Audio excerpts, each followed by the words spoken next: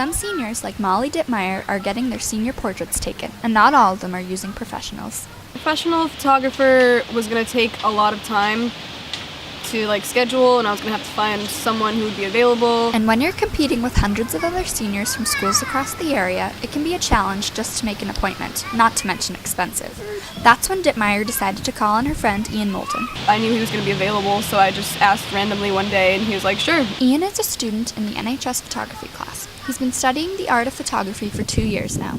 2 years ago, I had the option to take photography in school, and I realized I'd always loved taking pictures. It's like learning how to deal with different lighting situations, learning about your own camera, learning all the ins and outs of Photoshop, because that's the main thing that we're doing. We're in that class. With these skills, Ian says he can provide a service similar to those who charge a lot of money.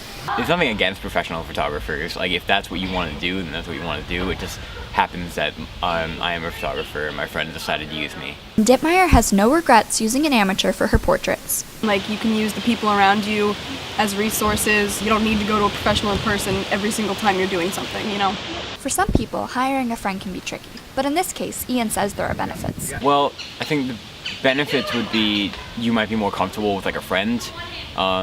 You're probably more lenient with time. I kind of just set a date with my friends and that's it. There's no professional. It's a lot cheaper.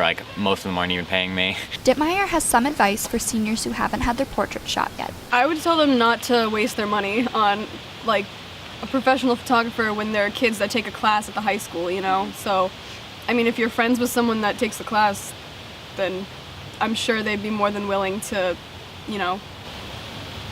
help you. And since most amateur photographers are looking for experience, not money, why not give it a try? Reporting for Mustang Magazine, I'm Mary Erickson.